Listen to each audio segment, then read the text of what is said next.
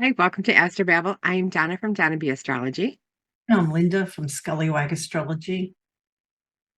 And today we are going to be talking about the full moon in Capricorn. Hmm. This will be the second one we've had recently. So it's not really a blue moon, according to but it is the second blue moon, or it is the second full moon. Second full moon in Capricorn this year. A blue moon is when we have two full moons in a calendar month. Doesn't have to be the same sign, but we had, I think was it 3 degrees or 2 degrees of Capricorn last month? It was early. Yeah, Yes, it was early. It's like even if 129, I think it yeah, was really early. very early. And because of that, we've got this one at the very end of Capricorn. So let's have a look. And while you are pulling that up, I can talk about the moon mansion. This one is the 24th moon mansion. It is the luckiest of the lucky, it is called. This will be happening at 29 degrees. This full moon is happening at 29 degrees, 9 minutes of Capricorn. The moon mansion has a flavor of Saturn and Mercury. So, kind of business-like. It indicates a multiplication of opportunities. Good luck and increase prevails.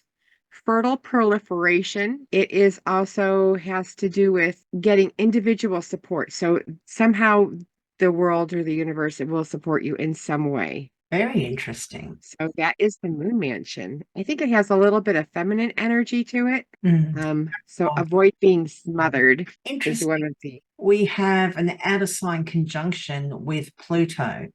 So Pluto's a planet known with transformation, depth, honesty, power struggles. Maybe, hopefully, with this moon mansion, it will be positive transformations. That would be nice.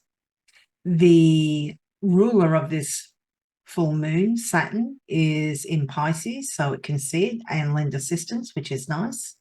It's there with Neptune, so Neptune will also be sextile it, and it will be sextile by degree, which is interesting. May cloud the waters a little or muddy the waters a little. Might just kind of lend a little bit of a dreamlike state to some. That would be nice. We have Uranus, which will be trining this new moon. The moon will have passed the trine maybe 6 hours or so beforehand, but still it's within about 3 degrees, so it's still quite close. It's unfortunate that Jupiter can't see it and help, but Mars can't see it either, so that might be a good thing. Venus can't see it, and either can Mercury, which is a bit of a shame.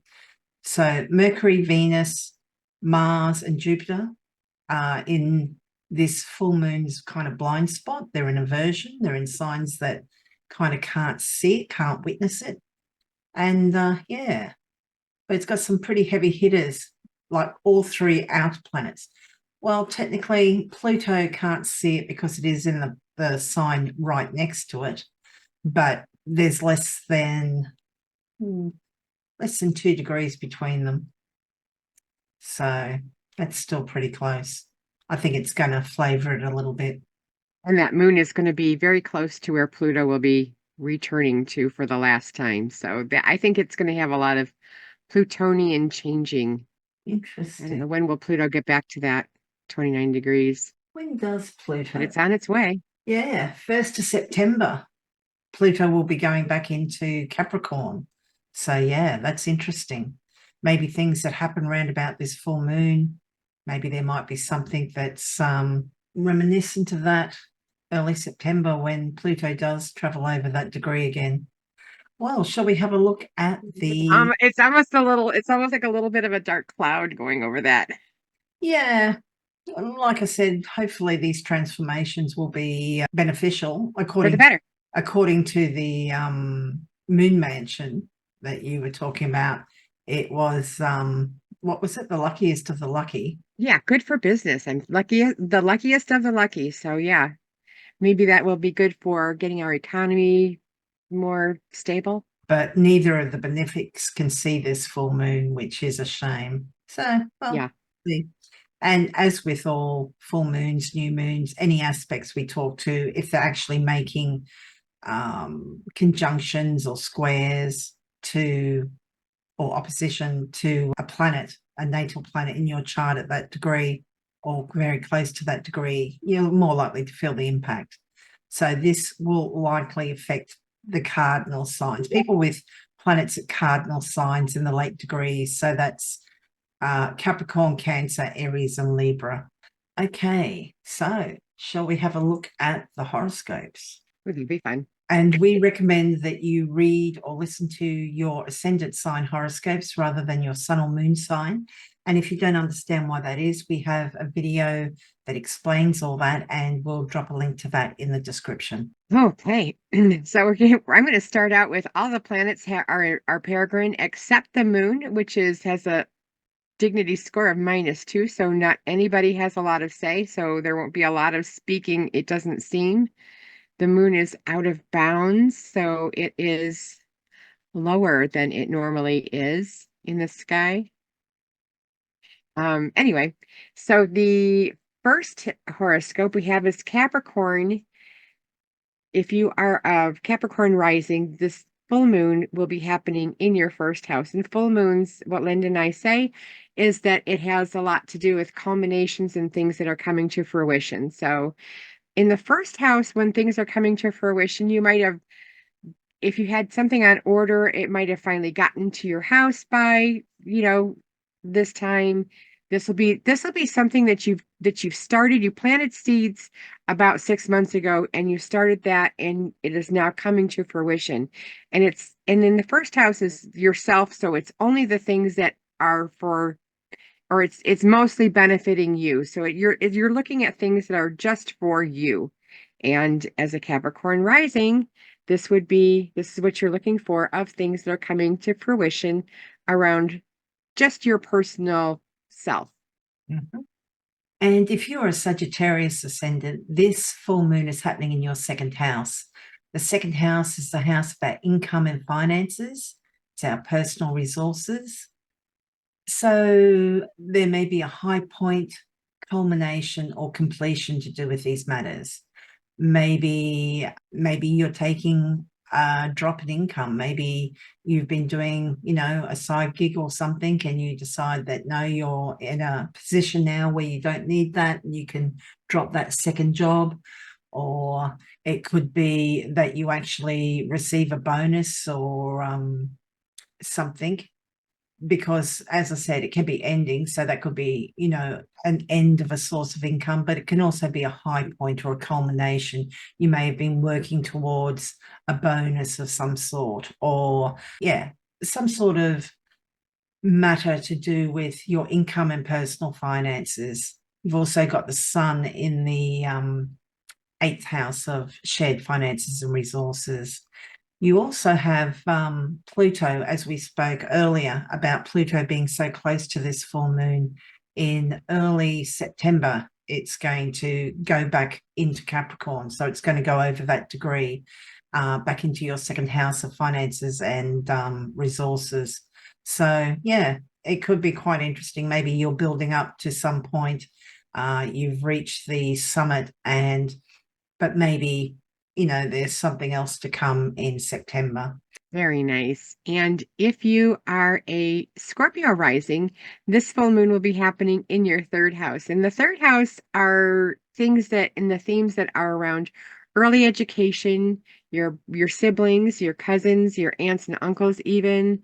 This could even have something to do with a car or how you travel. So, and short distance travel I'm talking about. I'm not talking long distance travel. This is short travel. So this is how you communicate as well. So things might be coming to fruition around, you might have thought about getting a car 6 months ago, and you're finally getting that car now. This could also be something that's wrapping up around education that is coming to fruition. It's all about those themes.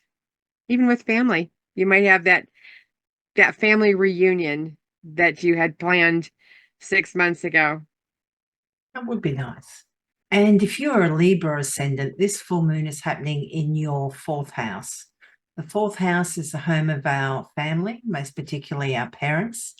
It's our home and living situation and real estate matters. So this may have nothing to do with you. It may have something to do with your parents. Maybe they're coming to the end of some project or some high point or culmination, some, celebration regarding surrounding parents. Or it could be something to do with home. Maybe somebody's leaving the home or you're leaving home and, moving into your place. Maybe you've been looking for somewhere to live and this is a high point or culmination of moving in.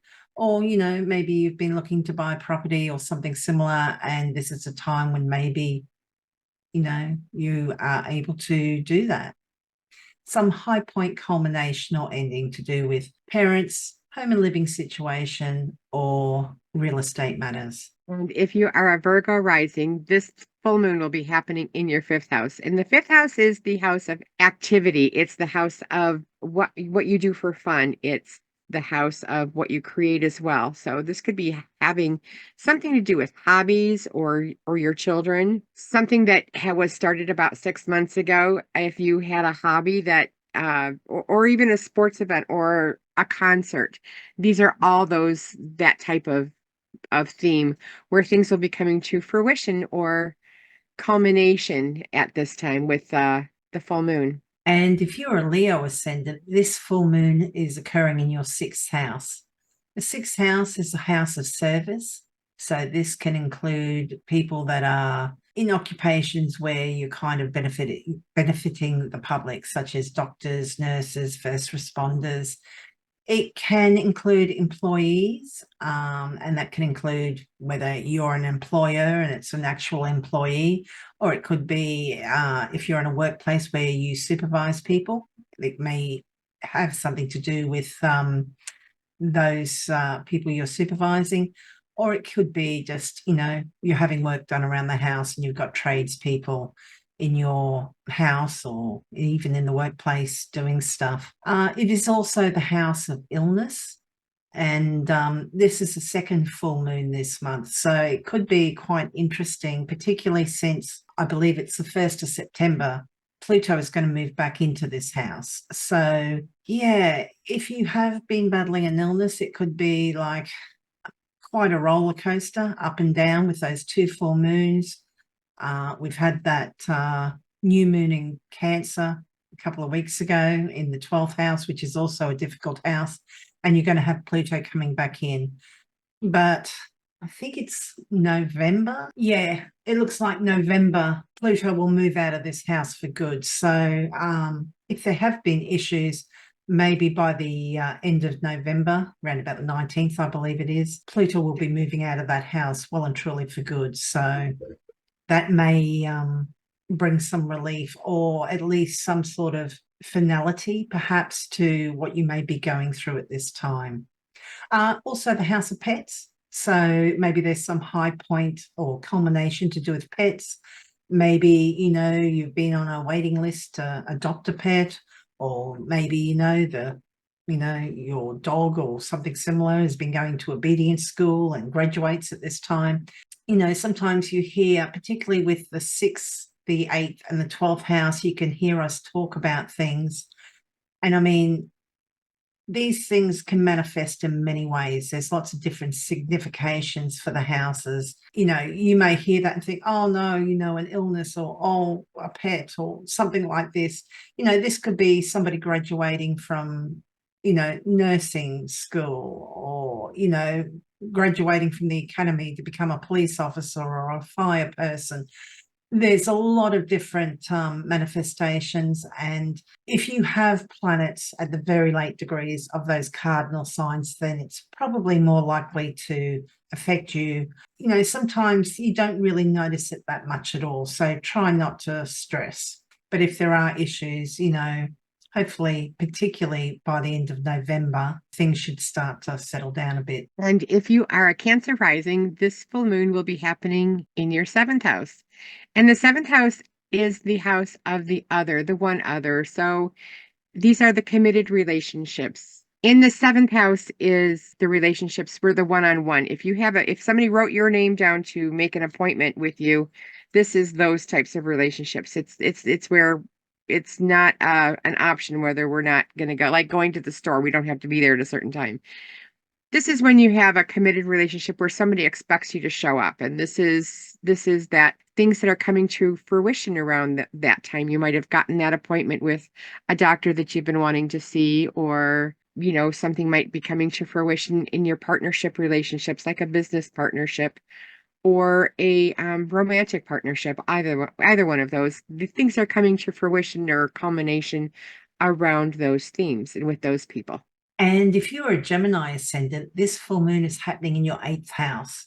The 8th house is the house of shared finances and resources.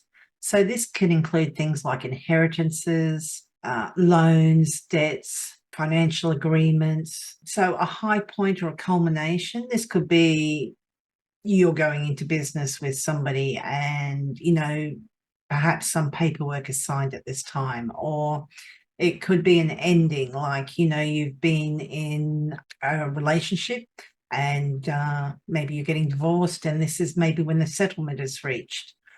Or it could be that you are the beneficiary of an inheritance and it comes through at this time. Yeah, it also includes taxation and insurance matters. So that's something that could be coming through at this time. Just high points, culminations, or endings to do.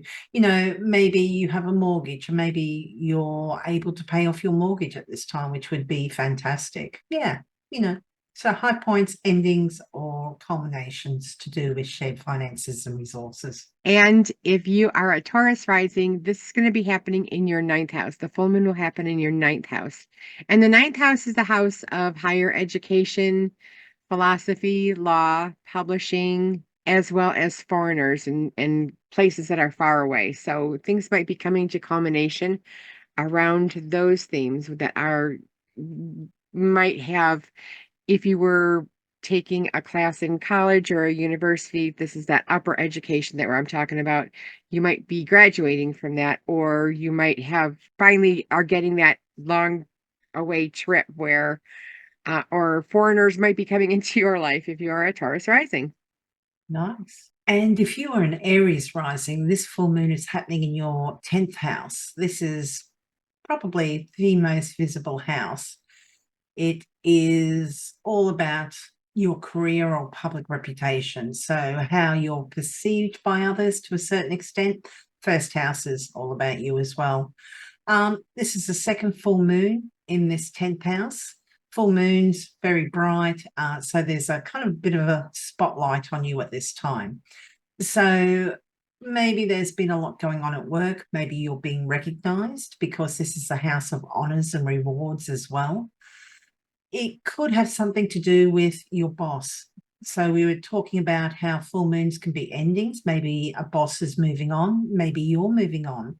Maybe you're leaving one job and either retiring or going somewhere else. Yeah, but full moons in the 10th can also just, for whatever reason, you're in the spotlight. And that could be you're getting married. Well, you've got Venus in the 5th house at the moment. Maybe, you're having a baby, or maybe there's a romance, or, for whatever reason, you're getting a lot of attention at this time. And hopefully it's good attention. So that would be wonderful. And if you are a Pisces rising, this full moon will be happening in your 11th house. And the 11th house is it's another nice house.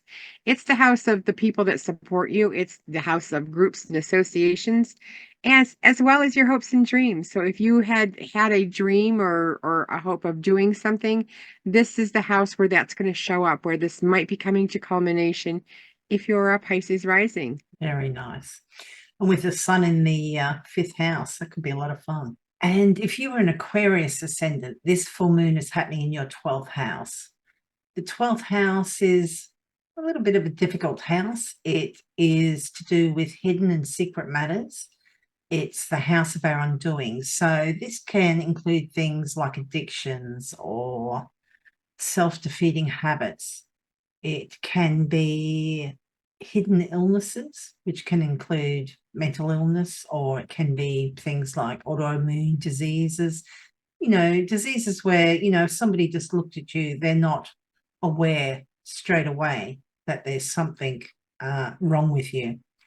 So there's a high point, culmination, or ending to do with these matters. You also have Pluto in your first house, which is going to go back into the 12th house. The first house is all about you, your health, and your vitality, and it's your appearance, amongst other things. Pluto is in that house to transform how people perceive you and all that sort of thing.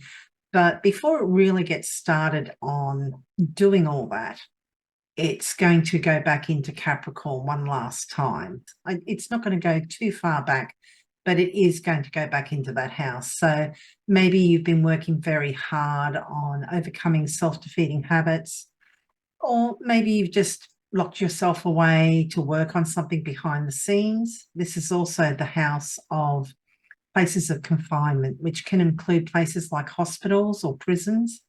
It's also places of seclusion, which can include, retreats or monasteries, things like that. So there could be a high point. Maybe you've been looking forward to being able to go away and work behind the scenes, or to be part of a retreat, or maybe you've been in hospital and now you're released. That would be nice. And Pluto, you've had Pluto through that house, which can be hard, and it is going to go back in there from about the 1st of September. So if things kind of backslide a little bit, just be aware that it's only for a short time. Around about the 19th of November, it's going to leave that 12th house for good. So just hold on. And the stone that I brought, usually, it's a good Capricorn stone. This is called Snowflake Obsidian. It resembles snowflakes on it, and that's why it's called Snowflake Obsidian. So you have the big snowflakes, or you have a lot of snowflakes, or you have the little tiny ones. And this is what I would call a blizzard pattern, because it's just everywhere. But yeah, the obsidian it's still obsidian, so don't get me wrong. It still is a very strong stone, but it is a little bit more gentler on its action. So it's not as hard as like regular obsidian. It is breakable. It does have a Mohs hardness of like glass, because it's kind of like a black glass. It's volcano glass. And this is good for stopping negativity, and it's good on the earth chakra. So that is where you would use it, is on the earth chakra. It gives you a little bit of that, it dispels negativity. So that's how you would use it. Nice. And does the size and amount of snowflakes on there kind of affect? No? No, no, no. Snowflake obsidian is snowflake obsidian is snowflake obsidian. It can have different variations. It does not mean that one is, like, say, colder than the other one. They're all the same, but they all have that gentleness, and they all let you know that it's a snowflake obsidian. It's meant to be gentle. I think it has a lot of um uh with the snowflakes. I think that it has a lot more to do with communication, like water would offer more communication than, say, fire or earth or any of those. So it has that ability to help with communication. That's snowflake obsidian. Very good. Well, shall we have a look at the upcoming aspects? It would be a great idea. Lynda has been doing a wonderful job at getting all these aspects up so that we can see them nice. This will be Venus will sextile Jupiter, and I love this aspect. You've got two of the benefic planets are melding their energy, not really melding like a conjunction, but still they're connecting, and they signify positive, good things that are going to happen. So with a sextile, it's not as good as a trine. It is still, however, good. And so I would plan on good for you, and, implement the daily habits that you want to do to create health. This is a really nice aspect with these two planets. Yeah, very nice. I'm just looking. What time was the full moon in Detroit? 6 a.m. So this is later in the day. This is about 4:30 in the afternoon that it's exact, but you'll be able to feel it. We have four aspects on the same day as the full moon. So kind of a lot of activity going on.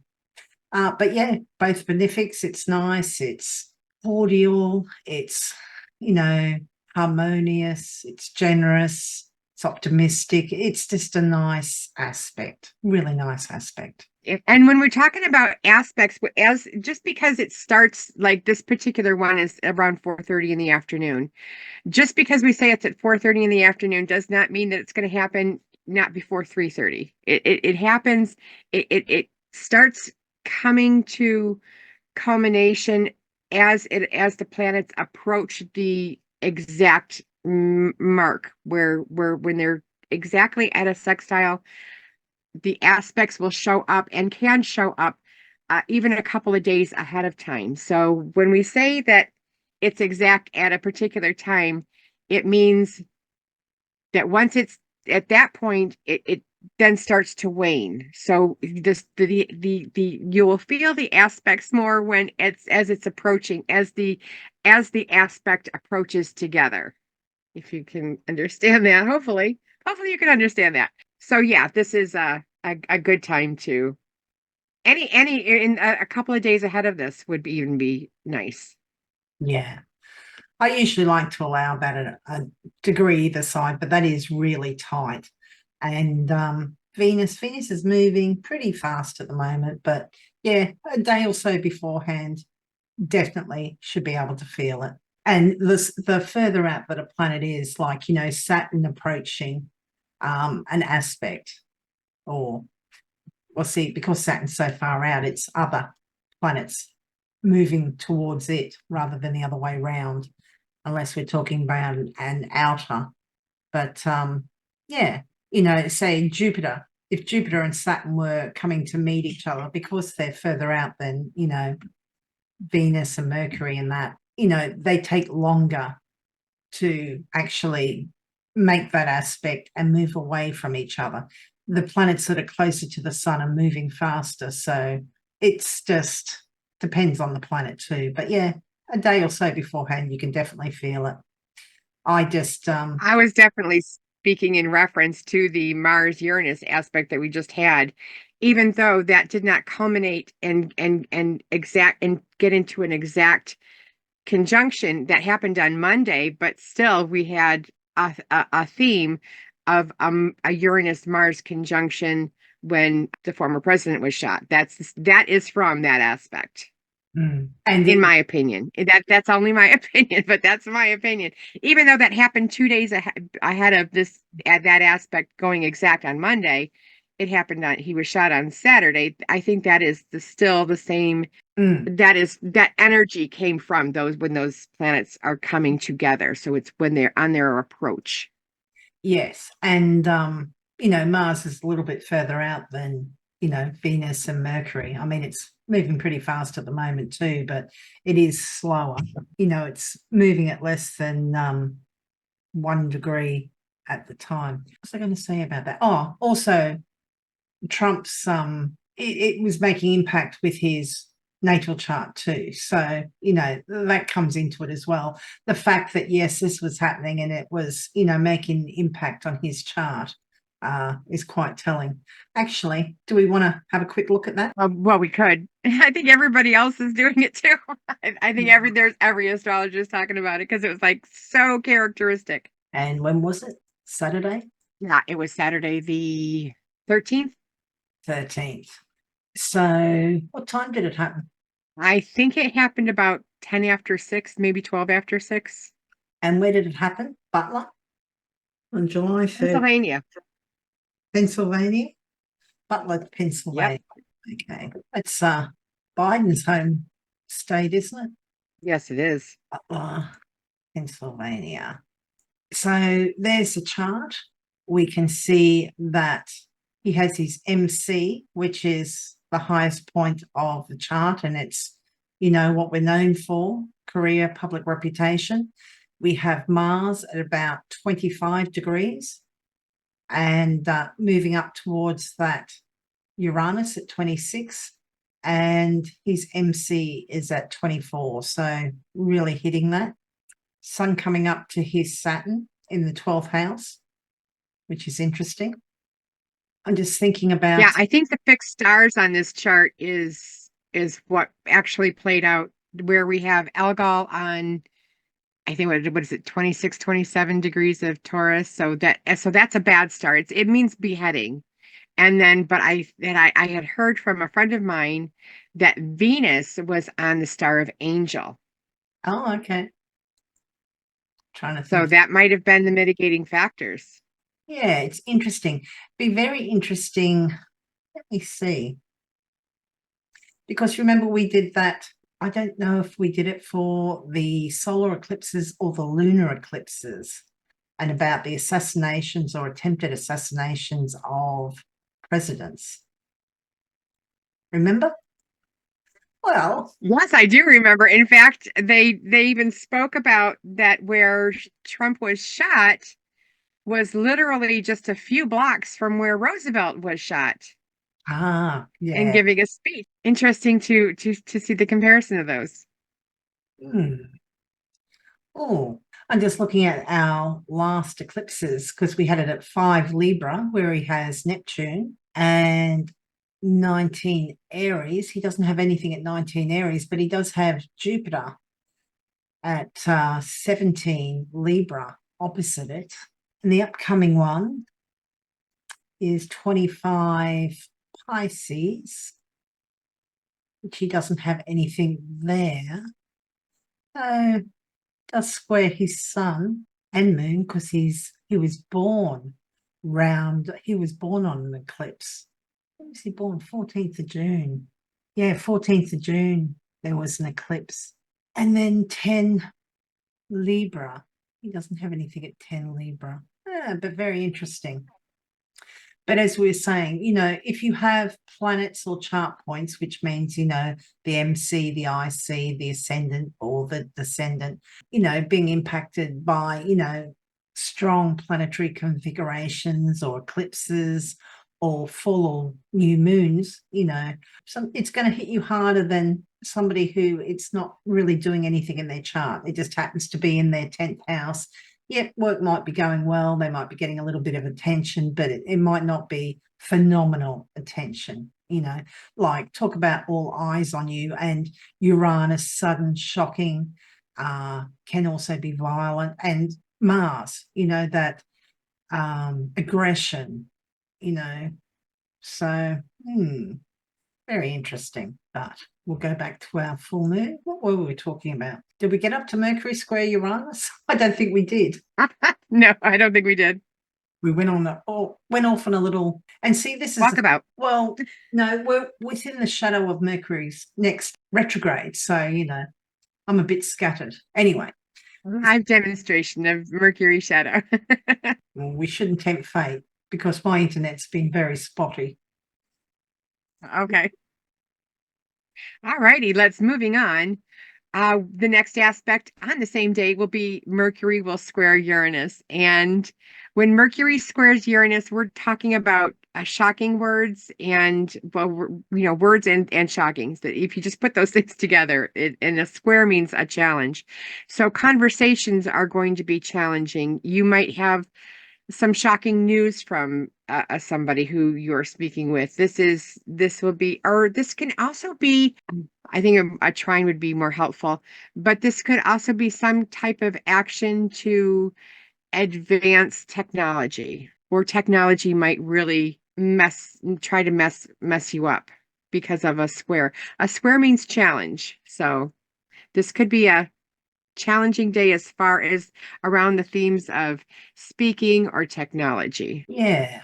Mercury and Venus are both in Leo. So wherever Leo is in your natal chart may be affected by this. But remember earlier, we have that Venus sextile to Jupiter, which is nice. Jupiter's in Gemini at this moment. But yeah, wherever your Taurus house is, that may be where all the shockingness is coming from. So people and topics associated with that house. Yeah, this could be just too much going on too, particularly if it's not doing much to anything. If you don't have anything at around about 26 degrees of the fixed sign, so that's Taurus, Scorpio, Leo, or Aquarius, you may not feel it as much. It may be just like, oh, there's a lot going on. And it could even be good stuff because, we do have that earlier Venus sextile to Jupiter. But yeah, could be shocking stuff coming out, just surprising. It may be just, your plans are upset and these are fixed signs, so they don't like having their plans changed. So yeah. And the next aspect we're going to be talking about will be the sun will trine Neptune. And this is a pretty nice aspect. It doesn't speak of a whole lot of action. This is more of a day to go grab a glass of lemonade and sit under a tree and daydream. You might be more interested in the esoteric subjects. For sure, your sensitivities might be up. This is also where you would be, let's see, I lost my thought. It's okay. That's exactly what it probably would do. You might very well be losing your thought. This is, when the sun trines Neptune, you don't really have. Neptune is that kind of wishy-washy planet, and sun is that focus. So you might not have that focus that you would expect to have. That's the live demonstration. Yeah, sun is often, our vitality and that in intellect. So yeah, that may be a bit blurred. You may be feeling a little bit drained. It is a trine, which is usually positive, but we've noticed with outers that sometimes those trines and sextiles just allow them to exert their energies a little bit easier. But look, this is also happening on the same day as the full moon. So you've got the full moon, you've got the Venus Jupiter sextile, which is nice and cruisy and lovely. You've got a bit of a shock with the Mercury Uranus. And then after that, you've got this sun trine Neptune. So maybe that's like after a long, hard day, you sit down and relax and just chill, can be nice for creativity. Maybe good for intuition and hunches. But yeah, it should be hopefully quite nice. But it may coming just off of that Mercury Uranus, you may need to decompress and de-stress and relax. There may be a good reason that you're doing that. Next aspect, I am not looking forward to it at all. This is Mars trine Pluto. And especially when you have those challenging words earlier in the day, Mars trine Pluto speaks of power struggles and takeovers and, getting a one-upmanship on another person. I don't, this could be a very easy slide into making some power struggles. Yeah, as I said earlier, we have this is the same day as the full moon, and the full moon is in Capricorn, 29 degrees. This is very late at night in the US. The moon will have moved over that Pluto and be well and truly in Aquarius by this time. Mars trine Pluto positively. You could be putting your action and drive and ambition into something transformative. We do have that. Venus sextile Jupiter, which is optimistic and enthusiastic and full of goodwill. So that would be nice. We also have the sun trine Neptune, which is idealistic. But we also have that Mercury Uranus. Maybe that was a bit of a kick in the pants, maybe in a good way though. So yes, it sounds like the 21st is going to be an interesting day for a lot of people. If nothing else, just a lot of activity going on, On July 22nd, the sun will enter Leo. This will be on Monday, so it's the following day. And when the sun enters Leo, this is asking us all to be more on stage. We're going to be shining a light on Leo. Where we're going to be directing our focus to. And anytime a planet moves into a new sign, I always say to journal, because this is a time where you could really see some really good manifestations of this planet in this house of yours. So whatever it is, of whichever house is the Leo house, this is going to have a light shine on it. Yeah. And I mean, this is why, when we ask people, what's your sign? Most people will tell you their sun sign, and they may not even be aware that it's a sun sign. They'll call it a star sign. But because the sun is in a sign for about, a month, most of us know it. So, yeah, just shining a light on wherever Leo is in your chart.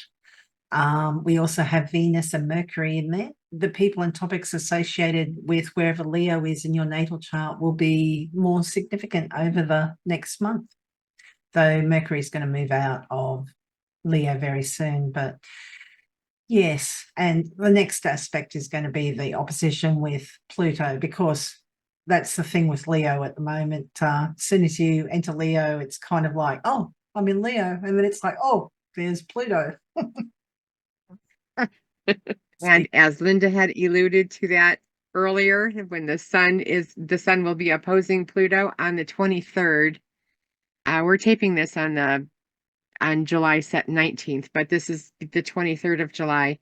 And this is when the sun opposes Pluto, that's even more of a taking away your vitality, power struggles, that type of thing. It's shining a light on the things that Pluto wants to change. So I would be paying attention to this. Yeah, you may not feel as in control as you would like to be. You may be feeling a little bit powerless, adrift. Maybe there are power struggles going on. But look, it's the sun moves pretty quick. You've got a day or two of a bit of perhaps a bit of argy-bargy, a bit of fighting, maybe a bit of then we've got Mars. It's going to come up and sextile Mars. So you should be able to maybe try and use this more productively, because you're going to get that burst of energy from that Mars. Yeah, if you can use it to transform in some way. Pluto's in your Aquarius house, the sun is in your Leo house. So if you have a look and see where they are in your natal chart, that may give you some indications of where this might be a little bit bothersome. And if you don't have planets at the early degrees of the fixed signs, which is Aquarius, Leo, Taurus, and Scorpio, you may not feel this much at all. And on July 25th, on Thursday, Mercury will enter Virgo. And this is another planet that is moving into its sign of rulership. So when Mercury is in Virgo, it has all of its tools that it wants to work with, working around the Virgo house in your chart. It's going to be acting pretty much as Mercury. Mercury will be going retrograde the beginning of August. Yeah. So we're in the shadow period now. Yeah. So it might not be acting exactly correct, but it is in its own sign, so it will have the tools that it needs. Yeah, and because Mercury is slowing down, because it's getting ready for that retrograde, it's down at this point when it does enter Virgo to 76% of its usual speed. So it's a lot slower, and that means that any connections it makes to other planets, are going to last longer, because it's the one making the connection to the larger or the further out planet. And, he's only at 3/4 of his usual, or her, its speed. It's getting away from the sun. So it is not only domicile, but it's exalted in Virgo. So it's quite powerful at this time, but it is very slow, which is, not the best for the planets. When they're going slow, they're not as good. And it's getting ready to retrograde. So, but look, it's in its sign of its exaltation. It's got its tools and resources, so that's good. Yeah, so wherever Virgo is in your natal chart, You may be communicating and thinking and learning about those people or topics more, but you're going to be going back over old ground because it's only going to get up to, I think, 4 degrees. Yeah, 4 degrees of Virgo, and it's going to go back to 21 Leo. So it's going to go back over old ground very soon. So wherever Virgo and Leo are in your chart, those are the people and topics that are likely to be revisited, but not yet. Though in the shadow period, they can crop up. So, yeah. The next aspect is going to be on the same day, and the sun will sextile Mars. It's a good aspect, and if you use the Mars the way that it wants to be used, or in the higher vibration of using Mars, it speaks of bravery and courage and activity. So if you can use this Mars in a constructive way, this can be a positive aspect for you. Well, hopefully, yeah. Because Mars is a malefic planet. We still have to kind of remember that we could get hurt. So don't go saying, "Oh, well, I'll try, jumping over a canyon." This is not the day to do that. This is when you want to use the Mars in a constructive way, but you want to kind of be safe because Mars is a malefic and is in charge of bleeding and breaks and that type of thing. So you want to be careful, but the sun sextiling Mars can be positive if we use it in a positive way. If we know it ahead of time, this would be a really good, aspect to go, do one of those marathon races if that is something that you do. It is not something I do, but the sun sextiling Mars is a good time to use your energy to be productive and get things done in a positive way. Yeah. And I mean, we've had the sun's opposition with Pluto earlier, which might have had us feeling a little bit powerless, or maybe there was some sort of power struggle. We had the Mars trine Pluto, which hopefully can be used in a transformative way, but it could have been a little bit of, again, power struggles. And maybe this is, taking action, which is a Mars thing, to kind of regain a bit of that autonomy again, and maybe rectifying, whatever it is that was making you feel powerless or whatever was causing those power struggles. Mars is moving pretty quick. Yeah. I mean, they're both nearly 3 degrees away from Pluto at this time.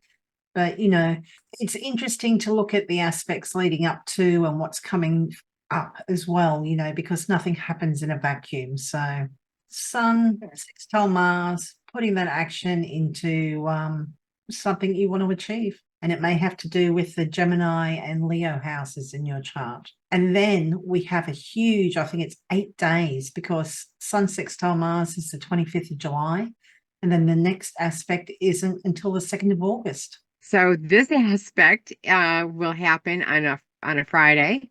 Venus will square Uranus, and this is asking you to do things in your relationships that might change it up, or things that you do around the Venusian topics of art and beauty. Like if you are gardening, if you've always planted roses, you might decide to plant daisies. It's just mixing it up. It's asking you to make a change. Yeah. It is a square, so this is likely to be a bit more challenging. This may be, you find yourself attracted to somebody and, you've just got engaged or, settled down with somebody, and maybe there's this whole fear of missing out and all the rest of it. Venus is moving pretty quickly. Attracted to the different and unusual, and maybe it may have some repercussions. Maybe change is needed, Maybe instead of thinking that this or that looks so much more attractive, what do they say? Be the change you want to be. Though a lot of people don't like change, so that can be quite a struggle. But doesn't have to be huge, just little things. And change means life. So the next aspect is going to be the new moon is going to be in Leo. So we will have our new moon. Yes, new moon in Leo at 12 degrees. Jupiter and Venus can see it, which is nice. Uranus can see it. The sun can see it. It's a Leo new moon, and the sun's right there, so that's nice. Saturn and Neptune can't see it, which is good. But it is in the sign opposite Pluto, but Pluto is at 0 degrees. So yeah. Should be interesting. So new beginnings, new starts, planting new seeds to do with wherever Leo is in your natal chart. Maybe you'll be starting something to do with those people or topics. I like that. I like the aspects and moving, progressing as we get that Pluto where it needs to be in Aquarius and get it out of Capricorn. It's going to be a harder move, but it's at the end of the sign, and that's always hard for planets. They need to finish up whatever they went into the sign to start. So if you have not been paying attention to Pluto, you might get an abrupt knock upside the head. But if you have, you know what it was all about. Mm-hmm. Yeah, though that doesn't move in till September, but that's not far away. So, Donna, what services are you offering and where can people find you? I am offering natal readings, year ahead readings, horary, electional, as well as I do offer energy work, energy healing. So that's what I do. And get a hold of me on my website. Gives you all kinds of ways of contacting me. And please do reach out if you are interested in any of my services. And Lynda, what are you doing? And how can people get a hold of you? I offer natal readings, relationship readings, and year ahead readings. I'm at Scullywag Astrology. That's astrology.scullywag.com. Not taking any readings till I think about the 1st of September, which is interesting because that's when Pluto moves back into Capricorn, and I'm a Capricorn ascendant, so that will be interesting. Anyway, we hope this full moon, the second of the Capricorn ones, has been good to you. And yeah, good luck with everything. Thank you for your comments and your likes and subscribing and sharing. We really appreciate it. Thank you. Bye.